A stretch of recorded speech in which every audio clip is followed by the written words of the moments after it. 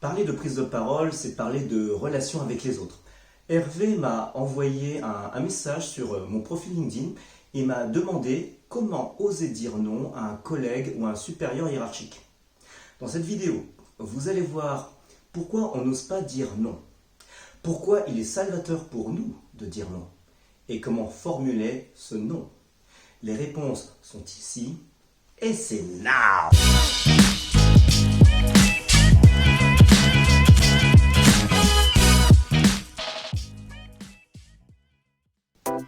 Bonjour les amis, je suis Gérard Tienne, comédien improvisateur, orateur et formateur en communication. Ma mission, rendre vos prises de parole simples et efficaces. Comment oser dire non à un collègue ou à un supérieur hiérarchique? Effectivement, c'est une chose qui n'est pas facile, et pour moi le premier. Avant, j'étais monsieur je veux plaire à tout le monde, monsieur très trop gentil. Je crois que j'aurais pu être un monsieur madame. Alors, comment oser dire non à un supérieur hiérarchique ou à un collègue? Réponse en 3 étapes clés.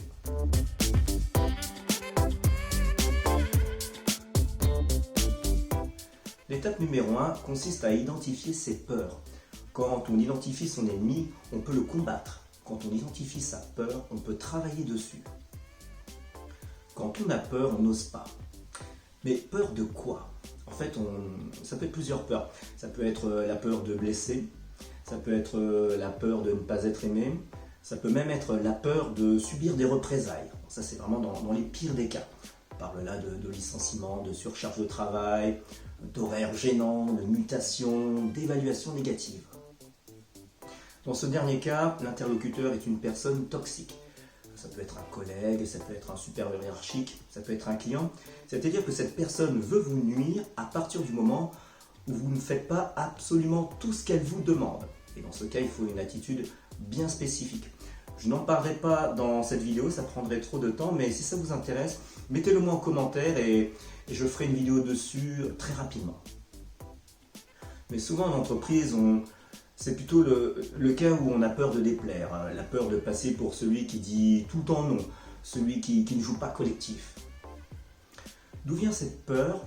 En fait, la peur de dire non vient souvent de l'enfance. Dans notre éducation, on nous apprend que dire oui c'est gentil et que dire non c'est méchant. Je simplifie. Ce sont donc des mécanismes qu'on intègre depuis tout petit et qui restent vraiment ancrés selon les personnes. On veut être aimable, on veut dire oui, même quand on pense non. Quelle que soit cette peur, nous devons la rationaliser afin de dédramatiser la situation.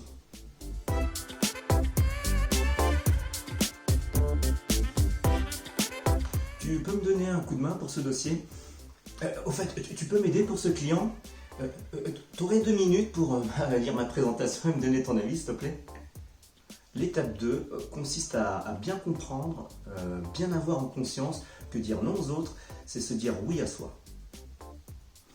Oui à nos priorités du moment, c'est-à-dire qu'on suit l'emploi du temps que l'on s'est prévu pour la journée. Oui à notre santé, parce que quand on accepte les requêtes des autres, on surcharge notre emploi du temps et on génère du stress inutilement. Et aussi oui à notre crédibilité, c'est-à-dire qu'on ne passe plus pour un béni oui-oui. Benjamin Franklin disait que beaucoup de chemins mènent à la réussite, mais il y en a un qui mène immanquablement à l'échec. Celui qui consiste à tenter de plaire à tout le monde. Et ça, c'est une phrase qui me fait vraiment beaucoup méditer. Maintenant, passons à l'étape 3.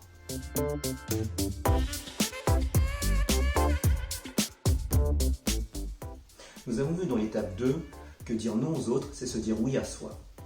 Mais comment formuler ce refus pour que ce soit pris le mieux possible par l'interlocuteur? Conseil, soyez franc et argumentez sans pour autant tomber dans la justification. La communication non violente recommande d'utiliser la méthode JEEPP, la méthode JEEP. J comme je. Quand on se retrouve en position de devoir formuler un refus, il vaut mieux commencer sa phrase par je. Je souhaiterais t'aider. J'aimerais te rendre service. E comme empathique. Je suis vraiment désolé pour ce qui arrive. Je comprends ta situation. E comme émotion. Il ne faut pas hésiter à parler des émotions de son interlocuteur ainsi que de ses propres émotions. Je suis gêné de ne pas pouvoir t'aider. Je comprends que tu sois dans une situation difficile. P comme précis. Il faut être précis, il faut être clair dans ce refus. Je ne peux pas t'aider. P comme persister. Si l'interlocuteur persiste dans sa demande, vous persistez également dans votre refus. C'est la technique du disque rayé. On réitère son refus tout en étant dans l'empathie, tout en évitant de blesser l'autre. Je comprends que tu sois débordé, j'ai moi-même beaucoup de travail et malheureusement je ne peux pas t'aider aujourd'hui. Et pensez à proposer une alternative à votre interlocuteur, il le prendra beaucoup mieux. Aujourd'hui je ne peux pas t'aider, comme tu le sais.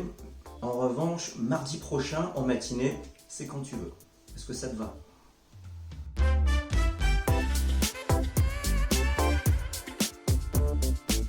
En résumé, sur votre lieu de travail, oui, jouez en équipe, oui, rendez service aux collègues, oui, répondez aux demandes de votre supérieur hiérarchique. Et en même temps, comme dirait l'autre, dites non. Non quand la requête de votre interlocuteur est incompatible avec votre priorité du moment. Dites non avec empathie, avec les formes et avec une solution à la clé. Le non passera beaucoup mieux. C'était les 3 étapes clés pour dire non au travail. Si elles fonctionnent pour moi, elles fonctionneront pour vous. Si vous souhaitez d'autres trucs et astuces sur la prise de parole, abonnez-vous à ma chaîne et mettez-moi un énorme like pour m'encourager. Et commentez, posez-moi des questions, donnez-nous également vos trucs et astuces pour oser dire non au travail et suggérez-moi aussi des thèmes pour de nouvelles vidéos. Et rappelez-vous les amis, avant de nous quitter, faites les choses sérieusement mais sans vous prendre au sérieux. À très vite les amis.